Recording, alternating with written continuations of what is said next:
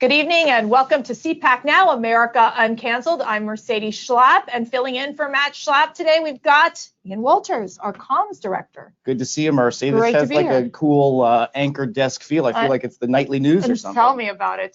But we will give you straight up news and good, solid news analysis with our fabulous guests that we have today. Joining us, we've got Sean Davis, who's co-founder of The Federalist. I have to say it's one of my favorite go-to places to read actual news, strong news analysis. And so we are thrilled, Sean, that you are joining us today. Thank you for having me.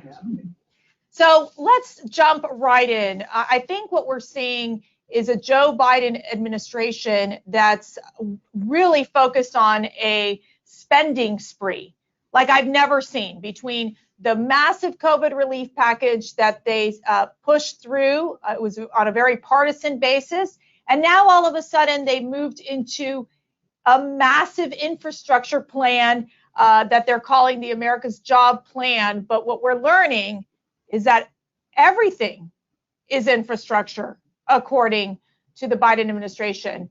Let me get your reaction to what you're seeing in this plan. Well, I think what I and everyone else has looked at as seeing is just a whole bunch of nonsense in it. It's not an infrastructure plan. I love how they're just throwing that word around and pretending it means everything they like. They're basically like Brick and Anchorman, who just looks around at everything in the room and says, "Oh, I love lamp, I love carpet, I love infrastructure." Like, just call it a roads bill, and I don't know, maybe repair roads. Well, you don't have to cram everything into this one dumb word that you've decided is your buzzword for the day. Just do the thing that you've told people you're going to do, which is fix roads and bridges and highways, which is the one thing they don't seem really all that interested in doing. And it reminds me of their so-called COVID relief bill, which was something like 10% of it was actual COVID relief, and the rest of it was just a bunch of stuff that they had wanted to do for years, if not decades, that they just called COVID relief. So unfortunately, I think they're being not quite honest about what's actually in their bill, which again, unfortunately, is kind of their MO at this point. Sean, you are a student of the English language. That's why everyone around here loves to read The Federalist, because it's clear, it's concise, it's precise. What do you make of, there are all of these, Jennifer Granholm, we'll turn to her in just a moment, talked about the redefinition of infrastructure. Jen Psaki talks about, we're going to redefine what the word means. Liberals are so good at hijacking and bastardizing words, the English language. Gun control doesn't mean gun control. Birth control doesn't mean birth control. Are you at all concerned about how they're trying to persuade the American people by kind of hoodwinking them as far as what these words mean, rather than the basic definition of infrastructure, roads, as you said? Oh, absolutely. And it reminds me so much of what was called Newspeak in George Orwell's 1984. Newspeak was the language created by Ingsoc, which was this all-controlling government in the book. And what they did is they created this language to do two things. To reinforce the worldview and belief of people who subscribe to the Ingsoc point of view, and also to, over time, eliminate the ability for dissenters or the resistance to even be able to conceptualize dissent or conceptualize or think about something that was different than what the ruling party wanted them to think. There's a great line in the book that says, "The revolution will be complete when the language is perfect." This is something that totalitarians do and have always done, whether it's in Cuba or China during Mao's Cultural Revolution, during the Soviet Union. They change words to basically control your thought. And there's a big difference between totalitarians and authoritarians. And I think the distinction is an important one. Authoritarians want to control what you do. They want to control how you act. And that's bad enough. But what we're dealing with now are totalitarians who want to control how you think. They want to control what you believe. And that's why the manipulation of language is so important to them. So I think it is a huge, huge problem. It might be one of the biggest problems that we're facing. And it doesn't help that you have these big tech oligarchs, these cartels, monopolies, who have apparently joined forces with them to try and, in your words, bastardize the English language and change it into something it's not in order to support their left-wing ideology. You make a great point, Sean. You talk about the fact that they want to control, the government control what you think. And in addition to that, they also want to create fear so that you're silenced in the process and you're not allowed to have this diversity of thought. I do think that what we're seeing is listening to these Democrats talk about the infrastructure bill and saying, well, childcare is infrastructure, elder care is infrastructure. It's just simply outrageous. And as you know, it's really the state and local governments who are the ones who actually invest in and decide what public works they need, what roads need to be repaired, what bridges need to be built. And the federal government, they just provide a smaller role in terms of giving some federal funding and helping to streamline the process. However, I do think there's some points of agreement here. I think Republicans have come to support rural broadband, which I think is something that you could find common ground. What's your sense in terms of what you think the Republicans would agree to support in terms of this, well, not this massive infrastructure plan, but maybe a more targeted infrastructure plan? Right. So I worked on the Hill during, I think, the two big transportation bills. There was the one in '01 and then I think again in '05 or '06. Those are pretty big, expensive bills, hundreds of billions of dollars. So Republicans clearly don't have a problem with spending a lot of money on road projects, on highways, on things like that. So I think if the left and Democrats were to stick to the actual purpose of these transportation bills, which is basically to appropriate and authorize funding collected from gas tax. It's how we fund, at least at the federal level, most of our road projects. I think Republicans would be fine in principle with something that did that, and then they could all really just argue around the margins of what the specific number needs to be. But instead, Dems are playing this game again by manipulating the language of saying anything we want is infrastructure. Anything we want to do is fair game. And if you disagree with us, it's because you hate roads and you want people to drive off bridges and you want cars to crash.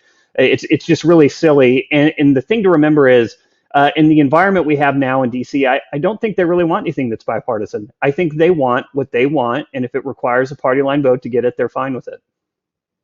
That's a good point. And also, let's play this clip from Secretary Jennifer Granholm, Energy Secretary Jennifer Granholm, talking about Biden's administration infrastructure plan, and let's get your reaction. Yeah, what is infrastructure? Historically, it's been what makes the economy move. What is it that we all need to ensure that we as citizens are productive? So we need roads, we need bridges, we need transmission, you need lights in people's homes and offices. You need to make sure that people can actually go to work if they have an aging parent or a child. This is, as the president said this week, that infrastructure evolves to meet the American people's aspirations. And it's not static. In 1990, we wouldn't have thought that broadband was infrastructure because it wasn't on the scene yet. But we, of course, need broadband in every pocket of the country. Bottom line is, though, the president wants to negotiate with Republicans, and he wants to see a common vision for the future. Negotiate with Republicans. Is that even doable, Sean? Well, I want to go back to another thing Granholm said, which made me laugh when I heard it was, people need to be able to go to work. I agree with her, but unfortunately, it's her party who has spent the last year banning people from going to work, banning people from going to school, banning people from going to church, banning people from doing anything outside their homes whatsoever. So I got to admit, I'm a little skeptical of her motivations here. I don't quite buy that she really wants people to be able to go to work. And to your question, whether Biden wants to compromise, no, he doesn't. He said the same thing, or at least his people did. Who knows what he's saying at this point. During the COVID relief bill, he promised that he wanted to be bipartisan, and he promised to do this and that. And here we are now where it looks like Democrats are going to do possibly a second reconciliation bill to add even more junk to what they weren't able to put into the first COVID bill.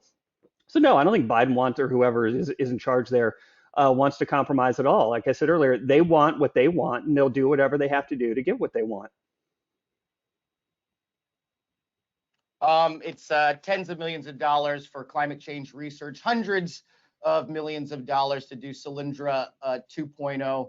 Let me shift over to another topic, Sean, and get your thoughts on this. I deal with a lot of reporters. Mercy deals with a lot of reporters. They're always eager to talk about the civil war happening among Republicans. You guys had an opportunity over the past few days to sort of see where the Republican Party is at on a lot of different topics. Are we at war with one another? Is MAGA World and America First at war with the GOP establishment? What's your sense? Take a step back and assess what's happening in center-right politics at this moment, and can we believe what we read in the news? That's such a good question. So I've worked, and I think Mercy's probably the same. I've worked in politics in and out for about 20 years now. Right now, ignoring what you see in the media, I think the party is more unified than it's ever been. They are agreed on the really big issues. I don't personally see a lot of the infighting. I mean, you have the never Trump conservatives who are actually just Biden Democrats constantly sniping from the peanut gallery. But aside from that, I think the party is pretty united.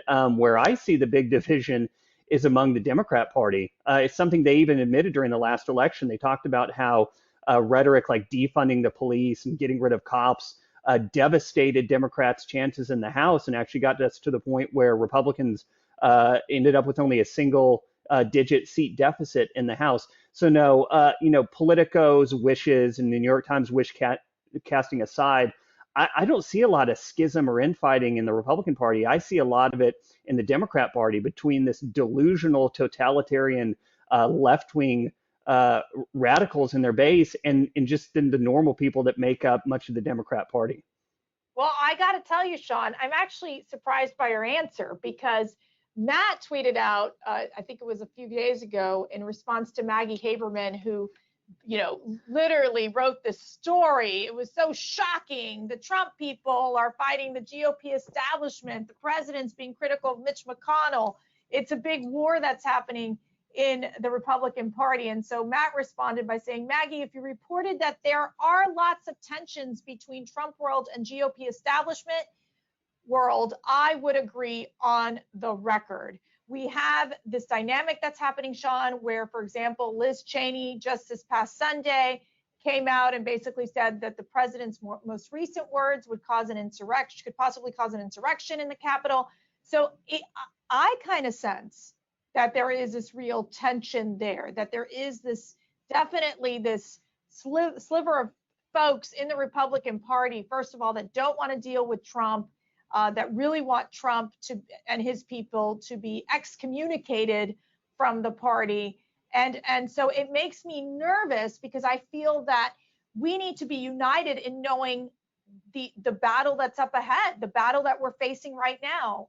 What do you think?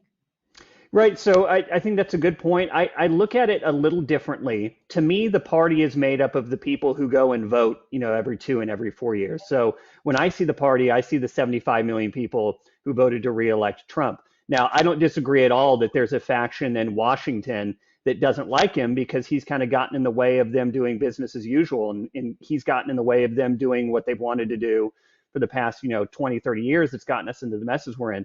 But as far as like the actual base of the party, the people who make it up, I don't see any schism or lack of unity there. It's all in a very, very tiny faction of people with outsized influence in Washington. And I think that's an important distinction to make.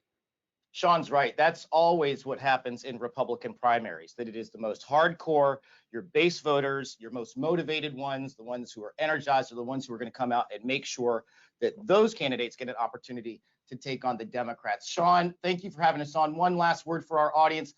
Where can everybody read The Federalist? Obviously, thefederalist.com, but give our audience a plug for where they can pick up some of those great emails that we get as well.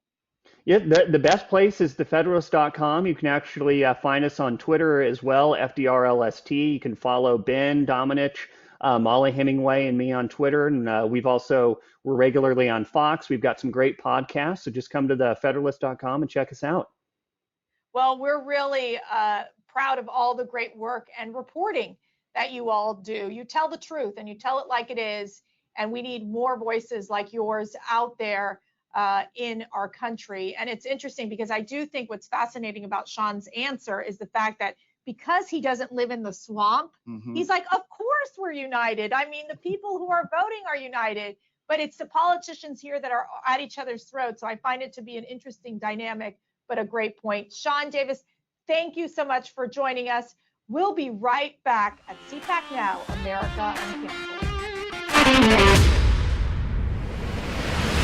We want to share some breaking news with you today. The American Conservative Union released a statement fighting back against corporations embracing the radical left's agenda, which stands against the foundation and principles of our country and limits our freedoms. That is why here at the American Conservative Union, we are establishing the Center to Protect Voters and Their Voices. Ian, can you read the statement so our viewers can learn more about why we have taken on this cause? I'd be happy to. On behalf of more than 100 million Americans, ACU is taking a stand against the increasingly divisive and partisan activism by public corporations and organizations that are caving to woke pressure. We will not stand by as half the country gets silenced, canceled, or shamed for resisting this pressure and choosing instead to value beliefs and traditions that are the bedrock of the greatest nation on earth.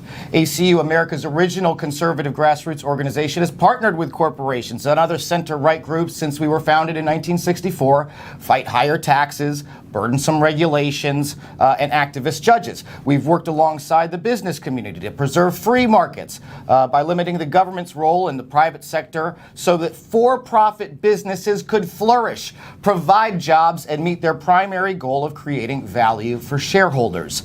But we are in a dangerous time today. The unprecedented level of anti-Americanism combined with radical leftist appeasement makes it necessary for us to tell these activist corporations that their woke politics risk permanently severing the long-standing coalition for limited government between corporations and conservative activists. Some of today's most prominent businesses that succumb to pressure from the elite media or radical political organizations are the very same ones that leaned on conservatives to help fight socialism in the past. We have no issue with corporate leaders expressing their positions on cultural questions, but we draw the line when they abuse their power, attack the values of their customers and employees, and advocate for policies that weaken America. Make no mistake, corporations and their leaders should not disrespect the diverse views of their customers and employees by bowing down to the peer pressure from celebrities, prominent business associations, and the radical left. We have moved into dangerous territory where highly profitable companies can join forces to inject themselves into whatever social issue of the day is politically expedient, regardless of the impact on everyday Americans. Corporations have taken shortcuts and disingenuously accused election reformers of voter suppression and racism. But not only have they attacked voting rights and engaged in spreading misinformation on voting laws and reforms, they're also complicit in an unscientific and harmful assault on gender, unborn life, immigration, and energy policy, just to name a few. When did we become a country where respectful disagreement is forbidden? They have also maligned and silenced large percentages of their own customers and employees who feel differently. These individuals can no longer speak up to express their political, social, or religious views because they are now at risk of being fired or publicly shamed.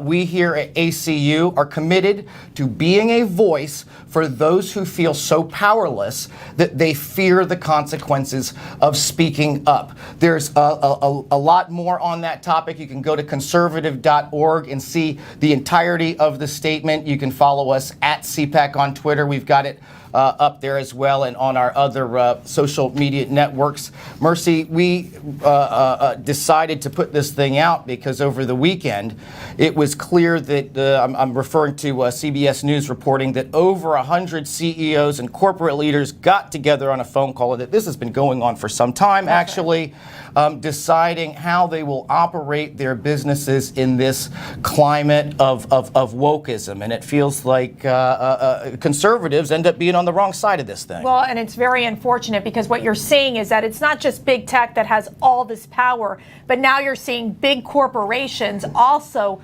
dictate their power. And you've seen this by, for example, in the case of Georgia, where you saw Delta Airlines, Coca-Cola, just to name a few, the Major League Baseball, basically they're moving their All-Star game from Atlanta to Denver, Colorado. So they're using the power of the purse. They're using their own economic boycotts to leave these states, in essence, if they don't agree with the policies that are being advocated for in the state legislatures. And what I find so unfortunate is that when you hear, for example, the Delta CEO speak on the voting law in Georgia, it was wrong. He got the information all wrong. And so they're spreading misinformation, and they're basically in a situation where they're not listening to the other side. And so that's why American Conservative Union will be demanding meetings with these different corporations who have been vocal on this issue, who have abandoned states like Georgia, because what they're doing is that they're using their power against customers, against their own employees that don't agree with them, in essence, to push far left agenda items that are going to fundamentally change America. We are in dangerous territory. It's very important that all of you out there support our effort, support this new center to protect voters and their voices. You can donate. Go to conservative.org and click the blue donate button to help us out. We are here to represent all of you. All of these center-right individuals, all of those individuals who are freedom-loving patriots, who have been bullied and silenced, who are not allowed to speak up on their views in their corporations because they're so scared they're gonna be let go. And that is not where we need to be as a country. The corporations cannot be more powerful than our own government. The corporations cannot be more powerful than the American people, and we got to take it back. You know, this has been going on for some time. I think of somebody like the Google whistleblower, James Damore, who brought up some valid issues internally about why women were not always being promoted inside Google as far as the people who were capable of doing the coding and affecting the algorithm. There are lots of folks, and we know that they're out there, Mercy, out there working for some of these corporations who are afraid to speak up, who are being forced to attend different types of courses in order to keep their job, who are being forced to make donations to causes that they don't agree with in order to keep their job.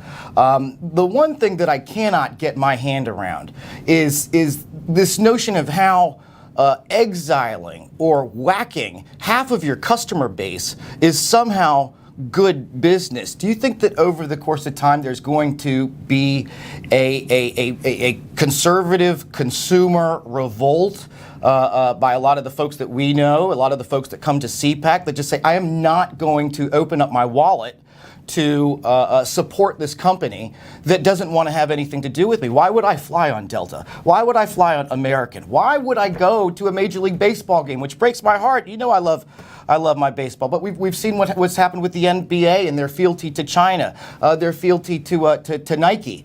When do conservative activists figure out, and I think it's already happening, or when do corporations, I should say, figure out that they can't do this to people that they're interested in buying their product? I'm so concerned that these corporations are beholden to the left. What the left has done effectively, and this is why we are starting this center, is that the left has put an enormous amount of pressure on these corporations. They're the ones calling the corporations and saying that Georgia voting law, it's a bad law. It restricts voting access, which is completely inaccurate. We know that it expands voting access. We know that it puts safeguards around the election. But at the same time, what the left is doing is that they're much more organized than us, Ian. And that is why we really felt that the American Conservative Union needed to take a leadership role in saying, you all are getting pressure from the left. Well, let me tell you something. We are customers too. We are buying your shoes. We're buying your tickets from your airline, and we have a voice, and you need to hear our side as well before just caving to the left. And I think that that's the principal reason why we're doing what we're doing, and at the same time ensuring that the corporations should be held accountable and should listen to what half of America believes in. The right has always just been quiet, and we've just kind of let things happen. But if we keep staying quiet, we will lose this country and we will let the far left dictate the politics, expanding the courts, continuously pushing this far left indoctrination that we're seeing. In essence, if they get rid of the filibuster, pushing H.R. 1, which we know would fundamentally change our voting systems across the country. So, I mean, Ian, you've been in this business for a long time. You understand where, for example, the media elite goes with this as well. They are players in this big scheme. What are your thoughts? I think that big media, capital B, capital M, has a great deal to answer for as far as how Americans, by and large, are consuming the way that we're talking about this topic. I watched this Coca-Cola thing go from a single Twitter account several weeks ago, and I kind of chuckled at it. And that's my bad. I shouldn't have chuckled at it because 2 weeks later, it's actually a real thing. You are absolutely right to recognize the effectiveness of some of these techniques and tactics that the left are employing here at this action. Look, just think about it. What is Coca-Cola? What does carbonated sugar water have to do with showing an ID and whether you vote or not? And the notion that they're involved in this fight in this first place is absurd. I presume the CEO thinks it's absurd, but instead of listening to his customers and applying common sense, he's decided that he's going to be cowed and allowed himself to be bullied by a small number of militant activists on the progressive left who are going to stop at nothing to get their way. So you need to have a voter ID to get into the Coca-Cola headquarters. You need a voting ID. You need an identification. I shouldn't say a voting ID, but you need an identification to get into the Coca-Cola headquarters. You need an identification to get your COVID vaccine. You need an identification to even go see your doctor or your dentist, but not to vote. Mm-hmm. That is the mindset of the left. It doesn't work. Vast majority of Americans across the board believe that we should have voting IDs. It's very logical in making sure that people are allowed to vote. One vote is critical. It's got to be a legal vote, and that is why we feel so strongly about spreading the word on what is actually in the Georgia voting bill, and also talking about the dangers of H.R. 1 that was passed in the House of Representatives, of course, by the Democrats. We'll see what happens in the Senate if they cave and decide to get rid of the filibuster. And if they do get rid of the filibuster, these Democrats do, we're going to be in big trouble. Mercy, if the Democrats were shooting straight on all of this, they would be leading an effort to make sure that people that don't have a valid ID get a valid ID. That's right. That's how you deal with the topics that we're dealing with free and fair elections. And I think the way that the Democrats are behaving on this speaks volumes about what it is they want to achieve and how they want to maintain this status quo, wild, rampant mail-in voting as a result of what happened in 2020 and the coronavirus pandemic. I want to bring up with you, speaking of the pandemic, the media honcho over at CNN, Brian Stelter, has been lighting up conservative media for not posting selfies on their accounts. You can't make this stuff up. I think the selfies are so weird. Like you get a vaccine and you put a selfie. What is that? I don't do it. You're supposed to go get your jab, take a picture of yourself, right, and then post it in order to. I think what he's arguing is to convey that you're supposed to do that too. It's okay. Go do it. Rachel Maddow wept for hours. I read because the shot hurt her. Maybe it was painful for her. You never know. But one interesting thing, Ian, is Brian Stelter. He's been suffering for in terms of ratings. Like ever since Trump's been out of power, he's definitely hurting for ratings. So what's his next attack? It's attacking Fox News.